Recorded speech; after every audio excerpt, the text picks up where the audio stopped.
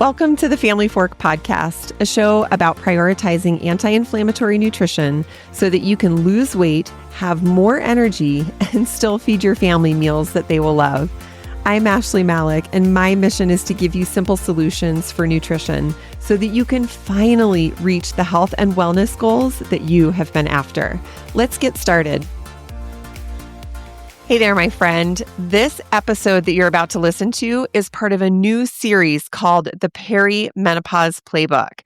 To feel your best in midlife, you need easy, realistic strategies that work into your life as a busy working mom.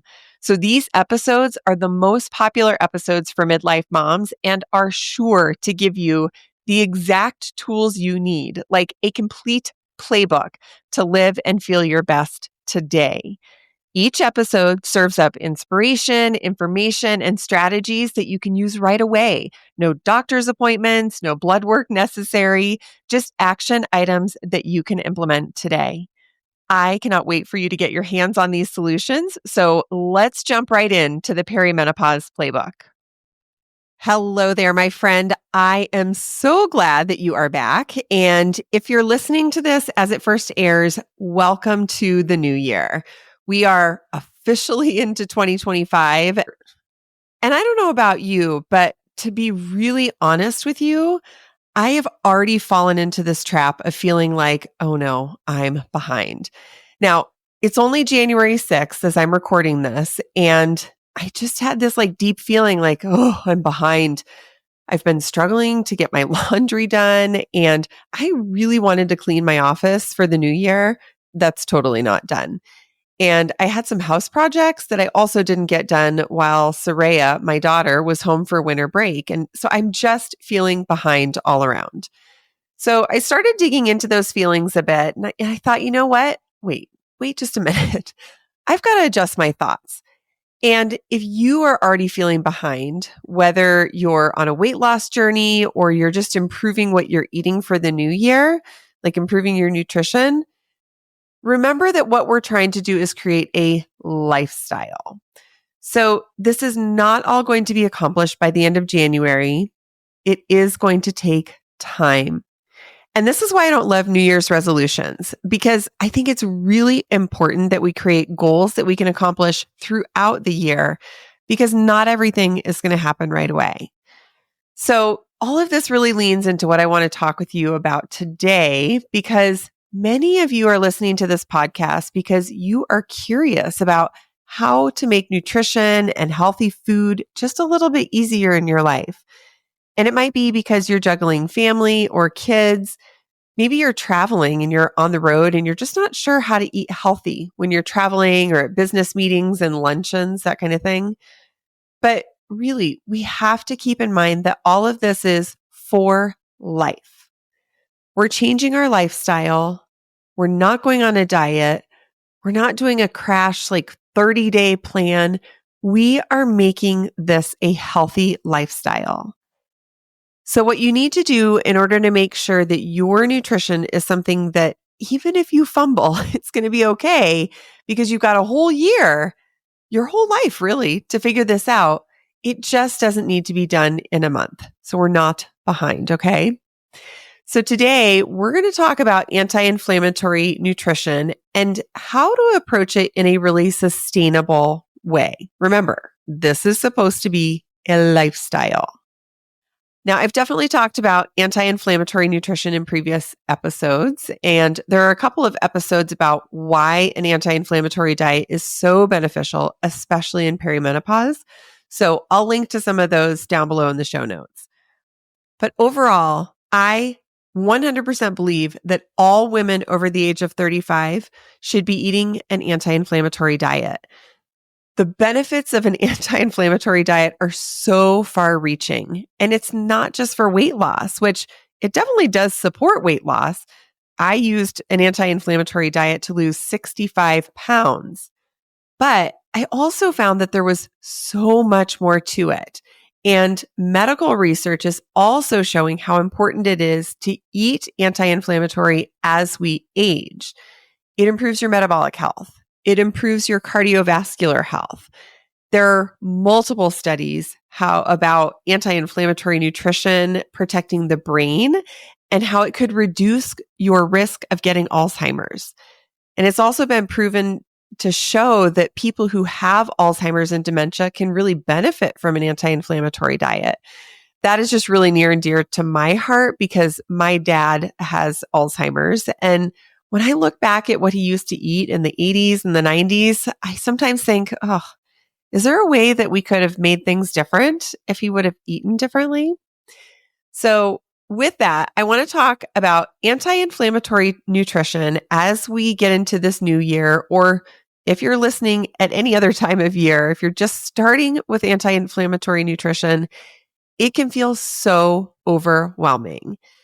So that you don't get stuck in thinking, oh, I'm so behind, or you try to go all out and it doesn't work, or if you just can't stick with it. I want you to understand that there are these levels of anti-inflammatory nutrition.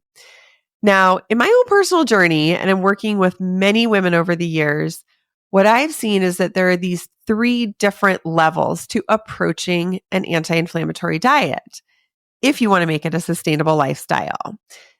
Again, if you try and go all in, it's just not going to be as effective because it really takes time to get used to eating gluten-free, dairy-free, soy-free, cutting out alcohol and sugar. It took me almost 8 years to cut out dairy altogether. So I know that this takes time. But if you can understand the different levels of anti-inflammatory nutrition, it will make it a lot easier for you to create goals and say, okay, this month, I'm just going to eat gluten-free because you can't do it all at once. You just can't. So let's talk about the 3 different levels and what they look like. And then I'm going to give you some really helpful tips for mastering each level because once you conquer one level, you actually start to feel better. And you get to this point where you're like, oh, I actually noticed that this change in my nutrition is helping me to feel better and I'm losing weight. So I want to increase the amount of anti-inflammatory foods that I'm eating, or I want to do a little bit more to improve this lifestyle. So let's look at these different levels and talk about what they are and then how you can stick with them more effectively.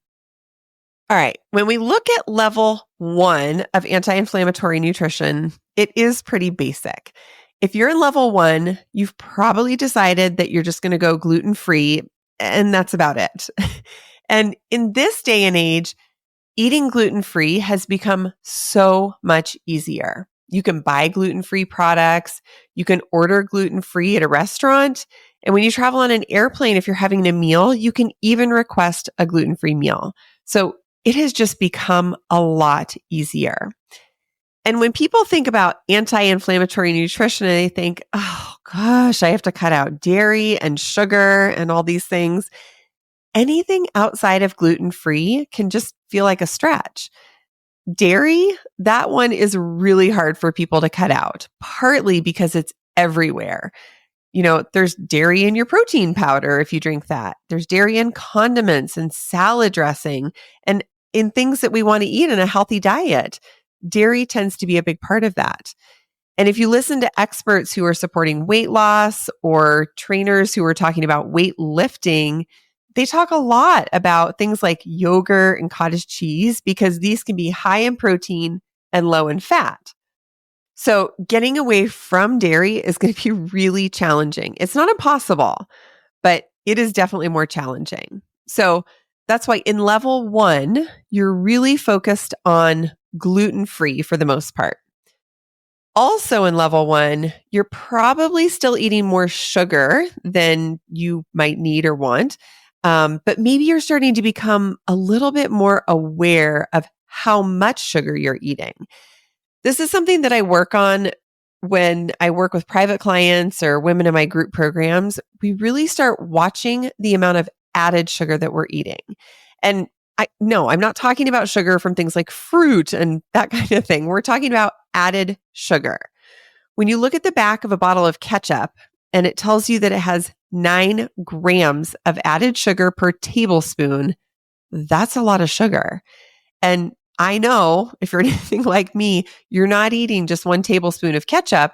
You're probably eating like 4 tablespoons of ketchup. So 9 times 4, that's 36 grams of added sugar right there just in your ketchup. So at level 1, we're just starting to become more aware of where those added sugars are sneaking in. And of course, we all think, yeah, I can eat fewer candy bars, or I can put a bit less sugar or flavored creamer into my coffee. So we think about those obvious things, but if you slowly start to recognize where all of those added sugars are, you're also going to recognize how quickly they add up. If you've listened to previous episodes, you will know that based on what I've seen and experienced, sugar is more damaging and more inflammatory than gluten or dairy.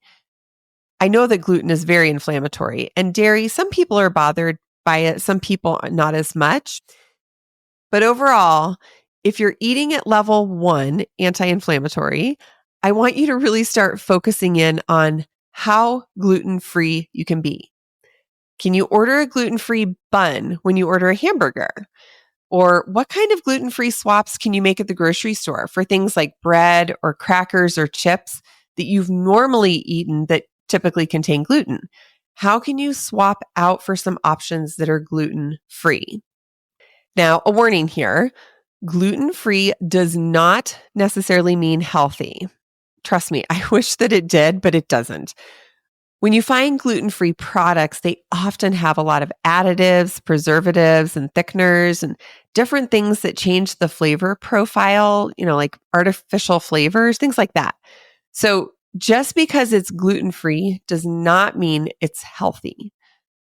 But if you're going to put in the effort and eating gluten-free at that first level, you're going to notice a difference. You are going to feel better.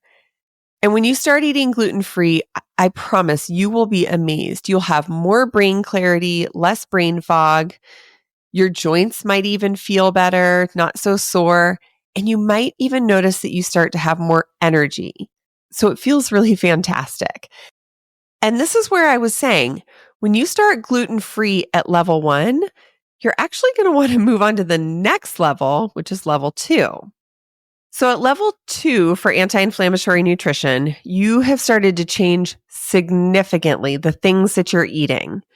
You're eating fewer processed foods, fewer foods in like packages, and you're probably becoming much more aware of how to cut out added sugars.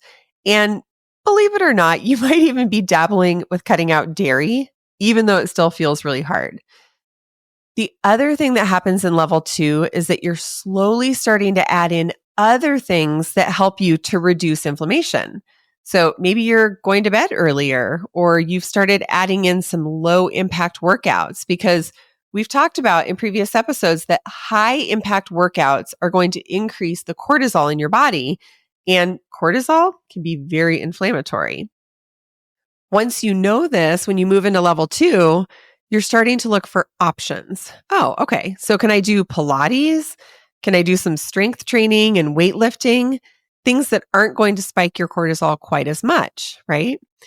You might even be doing some deep breathing or meditation, and also just really trying to find ways to calm your body, because again, stress increases cortisol, and that cortisol is super inflammatory. So at level 2, you're really starting to see a different side of yourself, and it's starting to feel easier. Do you hear that? It's starting to feel easier. It does get there. You're also starting to set better boundaries. So often women come to me to work with me when they're kind of between level 1 and level 2. Because what I find at that level 1, like as a mom, you can really eat gluten-free and it probably doesn't impact your family at all. You can buy yourself a different hamburger bun or buy yourself different bread for your sandwich. But when you start moving into level 2, it becomes more impactful to your life, and it starts to impact your family.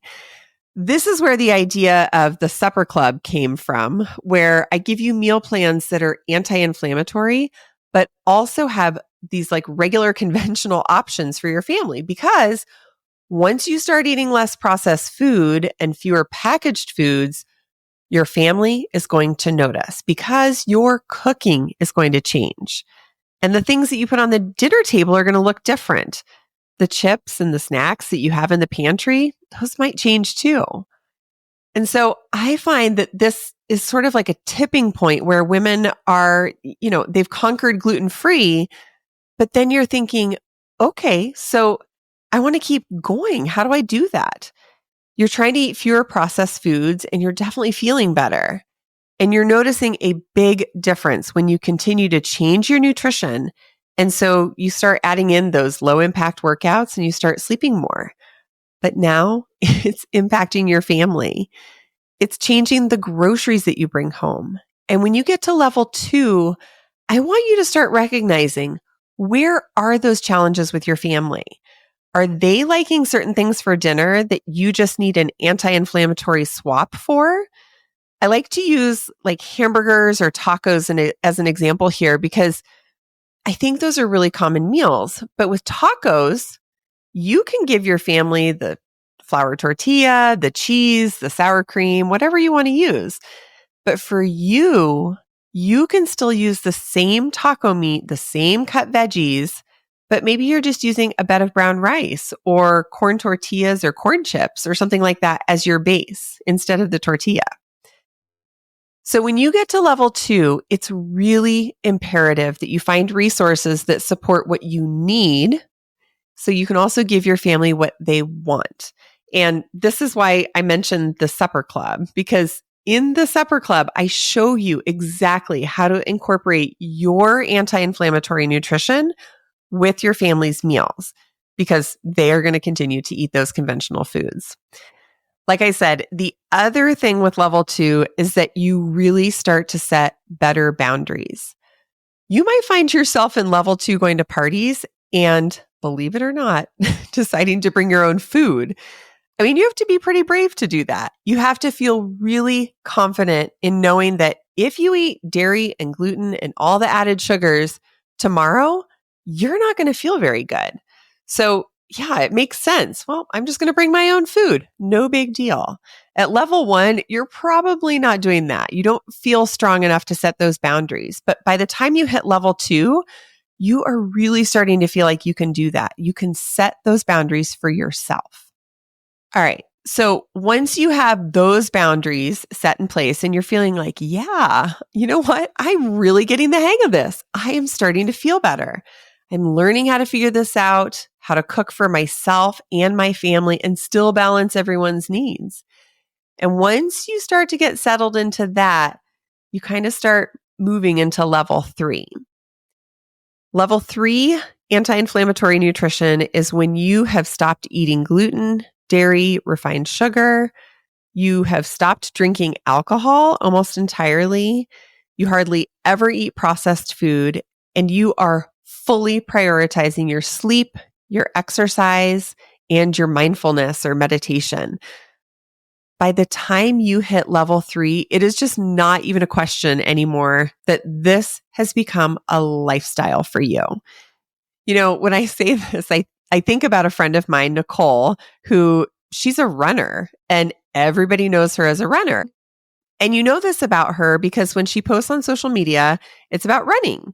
And when she, I don't know, makes plans with you, if you want to like meet for coffee or lunch or something like that, it's usually timed around her run. And her year is already planned out around her races and her trainings. She is a runner. By the time you get to level 3 anti-inflammatory nutrition, other people might look at you and say, oh, she is a healthy eater. Like you actually get a name or a label for yourself because by this time, you've already spent a significant amount of time going out for happy hours or family dinners and ordering foods that only feel like the right fit for you. You've shown up at parties and events with your own cooler or your own bag of food, and you're making different choices about the activities that you engage in and the things that you do. Like, I love live music, but I might choose an afternoon concert instead of opting for live music late at night that would keep me up until 2 or 3 in the morning. Believe me, I know those events are still fun, but once you've hit level 3, this way of eating and taking care of yourself has become an absolute lifestyle. One of the things that is hard about maintaining this level, because you think like, oh, level 3, this is where I want to get, right? But there are still challenges. So at level 3, your body is still changing. I don't know how old you are, but I think I'm pretty much postmenopausal. I mean, I had my hysterectomy over a year ago. I had hot flashes and all of it last year. And now I'm at this point where I think I'm just pretty much postmenopausal, but my body continues to change and things keep happening. I have this like strange dry skin in my ear right now. I don't know why it's there, but I'm assuming it's related to menopause. And my shoulder is pretty frozen right now, and it's made it really hard to work out. And I know that frozen shoulder is also a symptom of menopause. So when you're in level 3, which I've been here for quite a few years, you often think like, oh my gosh, what's going wrong? What's the problem? I am doing everything right. I'm eating anti-inflammatory, not eating a lot of added sugar. I'm getting enough sleep.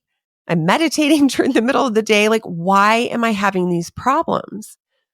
We experience these symptoms in level 1 and level 2, of course, but back then we're still trying to like figure out our nutrition. We're just trying to get it all figured out. And so it's a little bit easier to say, well, I guess I just haven't figured out the exact nutrition. I haven't dialed things in quite yet.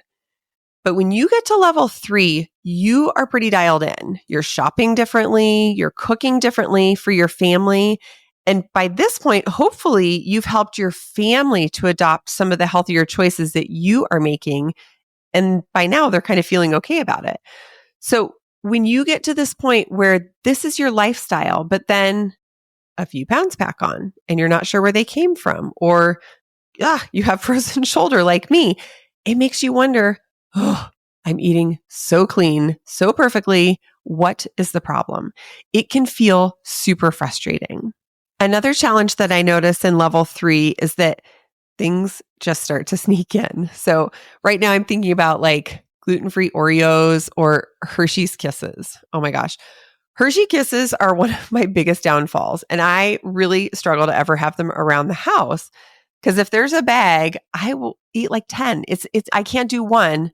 It's like 10. So in level 3, I am fully aware of how good I feel when I don't eat added sugars and processed foods. But you know what? Just recently, it was the holidays, and I wanted to eat some Hershey's Kisses. And they had those cute little Grinch kisses out. Oh, they were so cute. I found myself plowing through an entire bag in just a couple of days. So in level 3, we get frustrated that there are things that are continuing to happen. Your body is continuing to change. The impact that your hormones or lack thereof is creating on your body, it just feels frustrating because you think you're doing all the right things. But this is where when those little things sneak in, it can actually have a really big impact on your progress or how you're feeling altogether.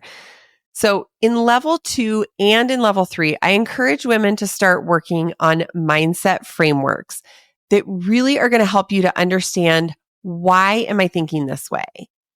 Okay, I believe that I am doing everything right. I'm cutting out all the processed foods. I am working to cut out all the sugar, but I still can't drop that pesky 15 pounds. What is going on? And when we start digging into your mindset, we realize that you might have some thoughts that are making it super hard for you to make good choices. One of those thoughts might be, well, like, I don't know, the example I just gave you, it's the holidays and everyone else is eating all the fun stuff. I'm just going to have, a quick Hershey Kiss. And then 1 leads to 2 and 5 and 10. In level 2 and level 3, your thoughts are constantly being challenged. And that's difficult when there's a really fun party to go to, or you have a fun concert, or you want to do some tailgating before a big game with your friends, and your thoughts are being challenged all the time. So even if you're like me and you've been eating anti-inflammatory for many years, I still get challenged. I still struggle. This happened during the holidays. I thought, well, I deserve to eat these kisses. I've been so good. Or you might think, I'm going to feel left out if I don't eat the bratwurst with the bun at the tailgating party. even though I know that bratwurst has tons of nitrates and that bun is filled with gluten. So in level 2 and 3, it is essential to notice what thoughts you're having and then work through a framework to understand, when I have that thought, what kind of choices am I making, and is it helping or hindering my progress? If you're curious about what that mindset framework looks like, I want you to go back and listen to episode 16. In that episode, I walk you through this 5-step framework that is really going to help you to understand how your thoughts are impacting the choices that you make and how those choices are going to give you the results that you have. Now, these levels aren't set in stone, and you can go between the levels over time. But the goal here is to recognize that eating anti-inflammatory, it just doesn't happen overnight. You can't just flip a switch. And even if you try, the chances are pretty high that you're going to fail. I remember many years ago when I was diagnosed with Hashimoto's and hypothyroidism and severe nutrient deficiencies, I was talking to the receptionist at my doctor's office, and we were talking a little bit about nutrition. And I knew that I needed to eat what's called an AIP, or autoimmune protocol diet. It is super, super restrictive, and it's really difficult to stay on track. It's definitely not a permanent fix. But I was talking to this receptionist, and she said to me, "Oh, I just ate 4 of those Hawaiian rolls last night. They were so good. And we had some friends over, and I just couldn't resist." And I knew that she also had the same diagnoses, and those probably wouldn't make her feel very good. And I remember looking at her and thinking, but wait, why? You know that you're going to feel terrible if you eat those Hawaiian rolls because they have gluten and sugar and preservatives. Why would you eat those? I know that they taste good, but if you know how bad it's going to make you feel, why would you do that? Well, as I got further into my journey, I started to recognize, oh, I see. It's because you feel deprived, because you feel left out, because you can't eat the things that you used to enjoy. So as you kick off your anti-inflammatory journey, I want to assure you that you are never behind and you're not failing. You just need a little bit more time to learn and get the hang of things before you jump to that next level. Eating an anti-inflammatory diet has unbelievable benefits, and the longer you do it, the better you'll feel. But rest assured that it just takes time, and you will fumble along the way, but you'll also continue to learn. And as you get better and you feel better and you lose weight, you will be more motivated to keep going, to keep incorporating more things that support your new lifestyle. Trust me, before you know it, you are going to be the one among your friends who is referred to as the one who eats super healthy. And when you get that label, I really hope you wear it with pride. Thank you for listening today. I am so grateful to spend this time with you. Be sure to connect with me at ashleymalik.com, where you can explore free resources, meal plans, and more. And if you found today's episode valuable, please share it on your socials so that we can help more midlife women reach their health and wellness goals. See you next time.